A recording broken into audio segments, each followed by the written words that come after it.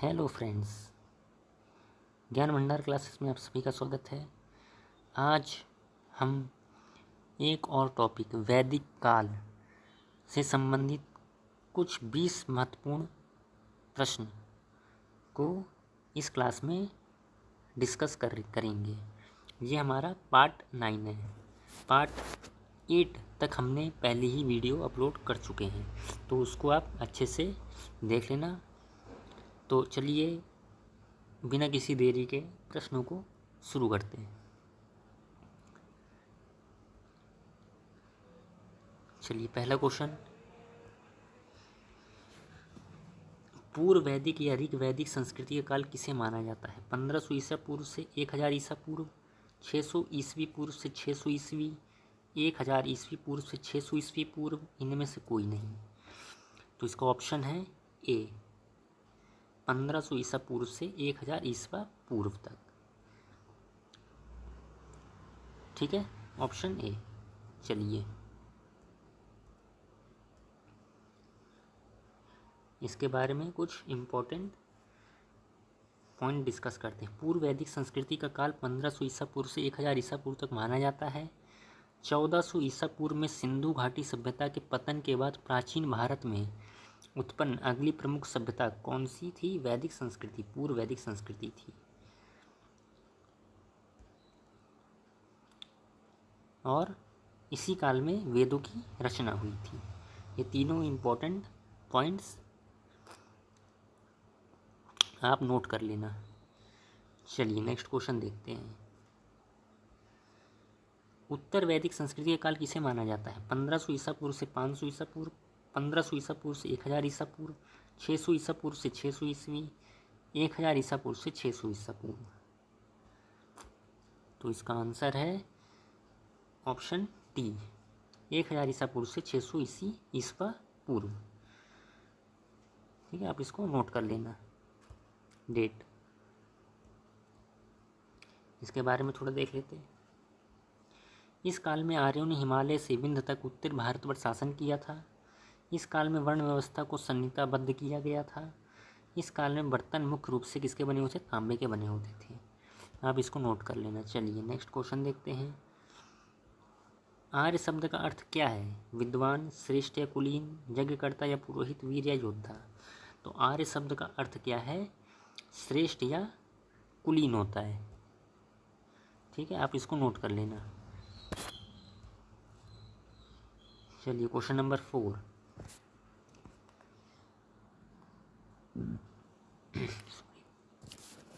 Question number 4 देखते हैं। प्रारंभिक आर्यों के बारे में निम्न कथनों से कौन सा कथन सही नहीं है? आपको नहीं वाला ऑप्शन बताना है।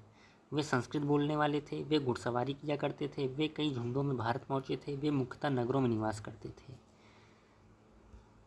तो इसका ऑप्शन है वे मुख्यतः नगरों में निवास करते थे। ये वाला जो ऑप्शन है ये क्या है?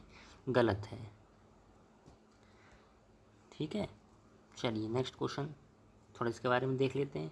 प्रारंभिक आर्य संस्कृत बोलते थे, वे घुड़सवारी में दक्ष थे, घुड़सवारी आती थी, और वे कई झुंडों में भारत पहुंचे थे। चलिए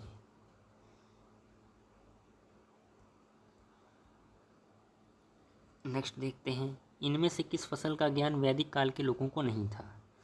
गेहूं, जौ, तंबाकू, चावल। तो इनमें से किस फसल का ज्ञान वैदिक काल के लोगों को नहीं था? तंबाकू का ज्ञान नहीं था। चलिए नेक्स्ट क्वेश्चन देखते हैं। उत्तर वैदिक काल के वेद विरोधी और ब्राह्मण विरोधी धार्मिक अध्यापकों को जाना जाता था, किस नाम से जाना जाता? यजमान, श्रेष्ठिन, अर्थवन, श्रमण। तो किस नाम से अध्यापक को जाना जाता था? श्रमण के नाम से जाना जाता था। Option D. सारे इंपॉर्टेंट क्वेश्चंस हैं, सारे एग्ज़ाम में जितने भी कॉम्पिटिटिव एग्ज़ाम हुए उनमें पूछे गए हैं बार बार, तो इनको आप नोट कर लेना। चलिए नेक्स्ट क्वेश्चन देखते हैं। Question number 7। वैदिक गणित का महत्वपूर्ण अंग कौन सा है? शतपथ ब्राह्मण, छांदोग्य उपनिषद, शुल्ब सूत्र, अथर्ववेद। तो वैदिक गणित का महत्वपूर्ण अंग कौन सा? शुल्ब सूत्र है। Option C. चलिए नेक्स्ट क्वेश्चन देखते हैं। किस वेद में प्राचीन वैदिक युग की संस्कृति के बारे में सूचना दी गई है? ऋग्वेद, सामवेद, यजुर्वेद या अथर्ववेद। प्राचीन वैदिक युग की संस्कृति के बारे में ऋग्वेद में बताया गया है। ठीक है, चलिए ऑप्शन ए। अगला क्वेश्चन, क्वेश्चन नंबर 9, निम्नलिखित में से उत्तर वैदिक काल में लिखे गए ग्रंथों का सही क्रम क्या है? वेद, ऑप्शन है आपके वेद, ब्राह्मण, अरण्यक और उपनिषद। चलिए ऑप्शन बी वेद, अरण्यक, उपनिषद और ब्राह्मण। ऑप्शन सी ब्राह्मण, अरण्यक, उपनिषद और वेद। डी उपनिषद, वेद, ब्राह्मण और अरण्यक। तो इसका जो सही क्रम है वो सबसे पहले वेद आते हैं, वेदों की रचना हुई, फिर ब्राह्मण, फिर अरण्यक की रचना हुई, फिर लास्ट में क्या हुई? उपनिषदों की रचना हुई। चलिए ठीक है, आप इनको नोट कर लेना। नेक्स्ट क्वेश्चन, क्वेश्चन नंबर 10, वेदों की संख्या कितनी है? ये इंपॉर्टेंट क्वेश्चन आप है, बहुत इंपॉर्टेंट क्वेश्चन है, ये पूछा जाता है हर बार एग्ज़ाम में। ठीक है, तो आप इसको मोस्ट इम्पॉर्टेंट लगा के टिक लगा लेना।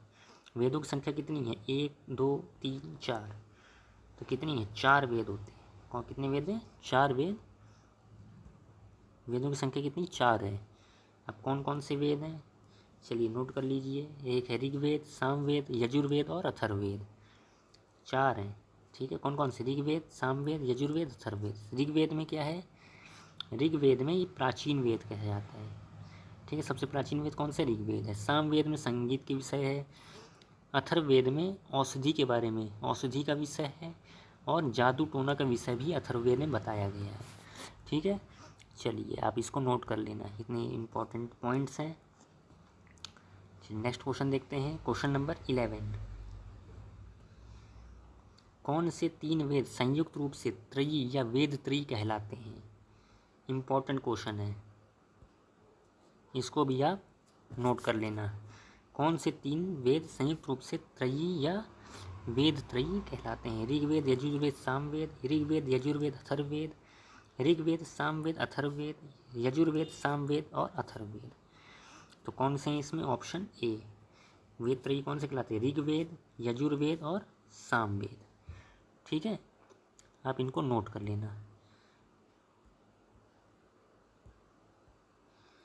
चलिए next question, question number 12, Bharat के राज्य चिन्ह में प्रयुक्त होने वाले शब्द सत्यमेव जयते किस उपनिषद से लिया गया है?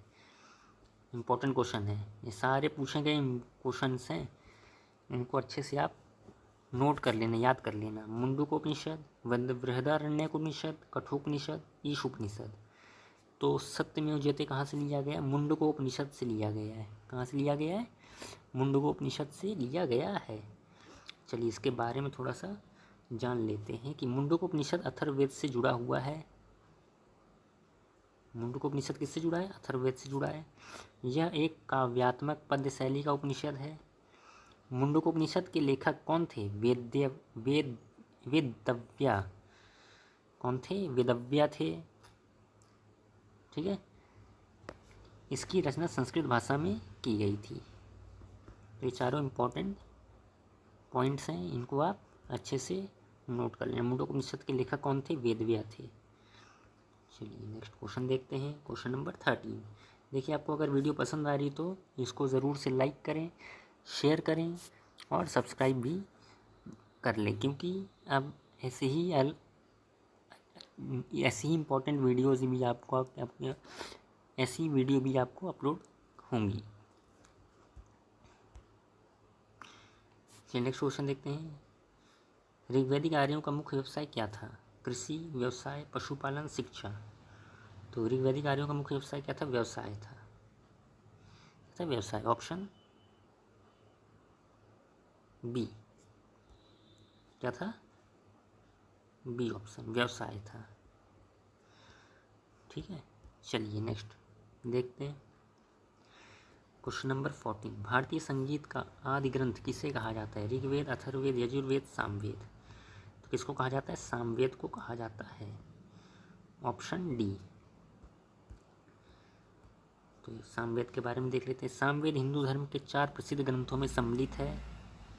यह एक संगीतमय ग्रंथ है। सामवेद में यज्ञ और अनुष्ठानों और हवन के समय गाए जाने वाले मंत्रों का संकलन भी इसमें पाया गया है, मिलता है। ठीक है, चलिए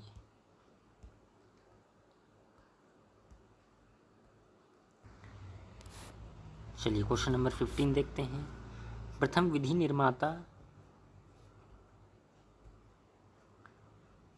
निर्माता कौन थे? मनु, चाणक्य, चंद्रगुप्त, सेल्यूकस। तो प्रथम विधि निर्माता कौन थे? मनु थे। कौन थे? मनु। आप इसको नोट कर लेना। चलिए नेक्स्ट क्वेश्चन देखते हैं। मनु के बारे में थोड़ा जान लेते हैं। मनु कौन थे? हमारे हिंदू धर्म शास्त्रों के अनुसार मनु इस पृथ्वी के प्रथम पुरुष थे। कौन थे? मनु जो थे इस पृथ्वी के प्रथम पुरुष माने जाते हैं। और शतरूपा प्रथम स्त्री थी। कौन थी? शतरूपा जो थी वो प्रथम स्त्री थी। मनु ब्रह्मा जी के पुत्र थे। कौन थे? मनु ब्रह्मा जी के पुत्र थे। तो आप इसको अच्छे से नोट कर लेना है, इंपॉर्टेंट पॉइंट्स हैं। चलिए अगला क्वेश्चन देखते हैं। कृष्ण भक्ति का प्रथम और प्रधान ग्रंथ कौन सा है? श्री रामचरितमानस है, श्रीमद् भगवद गीता है, महाभारत है या गीत गोविंद है? कृष्ण भक्ति का प्रथम और प्रधान ग्रंथ कौन सा है आपको बताना है। रामचरितमानस है, भगवद गीता है, महाभारत है या गीत गोविंद है? तो इस कौन है? श्रीमद् भगवद गीता है। कौन है? श्रीमद् भगवद गीता। चलिए ऑप्शन बी। श्रीमद् भगवद गीता के बारे में थोड़ा सा हम जान लेते कौन क्या है श्रीमद् भगवद। श्रीमद् भगवद गीता की रचना महर्षि वेदव्यास जी ने की थी। श्री रामचरितमानस की रचना गोस्वामी तुलसीदास जी ने की थी। महाभारत की रचना महर्षि वेदव्यास जी ने की थी। और गीत गोविंद की रचना किसने की थी? गीत गोविंद की रचना किसने की थी? जयदेव ने की थी। तो सारे क्वेश्चन पूछे गए हैं। गीत गोविंद की रचना किसने की थी? महाभारत की रचना किसने की थी? श्रीमद् भगवद गीता की रचना किसने की थी? रामचरितमानस की रचना किसने की थी? तो ये सब इम्पोर्टेंट पॉइंट्स आप नोट कर लेना।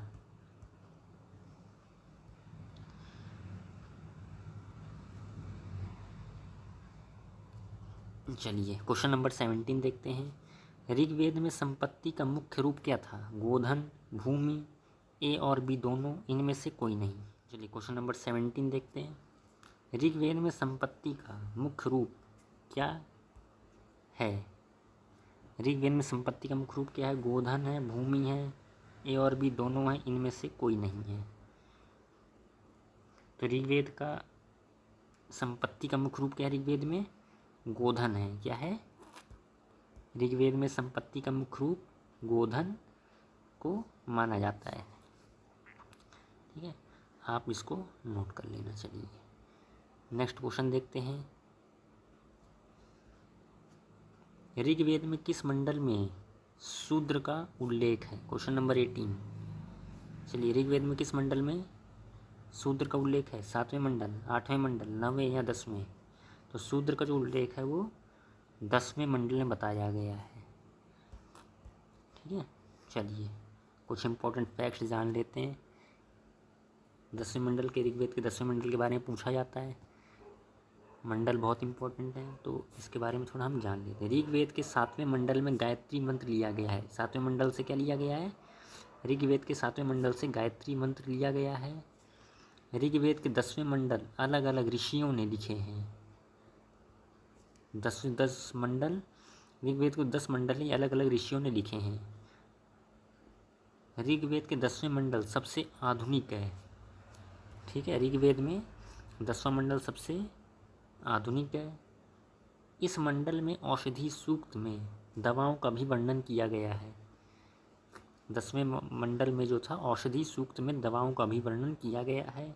ऋग्वेद के पहले मंडल, ऋग्वेद का जो पहला मंडल है ये सबसे छोटी पुस्तक है और ऋग्वेद के 10वें मंडल को सबसे लंबी पुस्तक माना जाता है। ठीक है, तो पहले मंडल सबसे छोटी पुस्तक और 10वां मंडल सबसे लंबी पुस्तक मानी जाती है। तो आप इसको नोट कर लेना, ये सारे इम्पोर्टेंट पॉइंट्स हैं। चलिए नेक्स्ट के देखते हैं। Question number 19। पुराणों की संख्या कितनी है? 16, 17, 18, 19। तो पुराणों की संख्या कितनी है? 18 है। कितनी है? 18 है पुराणों की संख्या। आप इसको नोट कर लेना। तो पुराणों की संख्या कितनी है? 18 है। आप इसको नोट कर लेना 18, ऑप्शन सी। नेक्स्ट क्वेश्चन देखते हैं, आखिरी क्वेश्चन ये हमारा। वैदिक धर्म का मुख्य लक्षण इनमें से किसकी उपासना था? वैदिक धर्म का मुख्य लक्षण इनमें से किसकी उपासना था, या वो किसकी उपासना करते थे वैदिक धर्म के लोग? प्रकृति, पशुपति, देवी माता, त्रिमूर्ति। तो किसकी पूजा किया करते थे? प्रकृति की पूजा किया करते थे। किसकी पूजा किया करते थे? प्रकृति की पूजा किया करते थे। चलिए थोड़ा इनके देवताओं के बारे में जान लेते हैं। ऋग्वैदिक काल के, प्रारंभिक वैदिक काल के लोग प्राकृतिक शक्तियों की पूजा किया करते थे। इनमें प्रमुख देवी देवता कौन थे? सबसे पहले सूर्य, पृथ्वी, आकाश, हवा, वर्षा और अग्नि, ये सब कुछ प्रमुख देवी देवता थे उनके। वैदिक देवताओं को 3 श्रेणियों में वर्गीकृत किया जाता था। ठीक है, सबसे पहले थे स्थलीय देवता, वायु देवता और दिव्य देवता। अब स्थलीय देवता में कौन कौन से थे? अग्नि, सोम, बृहस्पति, पृथ्वी, ये स्थल के देवता थे, स्थलीय देवता थे। वायु के देवता रुद्र, वायु, इंद्र, मरुत और प्राजन्य थे, ये वायु के देवता थे। और दिव्य देवता थे वरुण, द्यौस, सूर्य, सावित्री, मित्रा, विष्णु, अश्विनी, उषा और पूषा। ठीक, दिव्य देवता कौन कौन से थे? वरुण, दिव्य देवता वरुण, देवस, सूर्य, सावित्री, मित्रा, विष्णु, अश्विनी, उषा और पूषा। तो ये सब कुछ प्रमुख देवी देवता थे उनके। तो कैसी लगी आपको ये वीडियो? होप आपको ये वीडियो पसंद आई हो। अगर पसंद आई हो तो इसको, इस चैनल को जल्दी से सब्सक्राइब करें, लाइक करें और जल्दी से जल्दी जितने भी लोग हैं, जो आपके फ्रेंड्स हैं, उनको शेयर कर दें। और अगली वीडियो बहुत ही जल्द अपलोड होगी। तो मिलते हैं अगली वीडियो में। Thank you.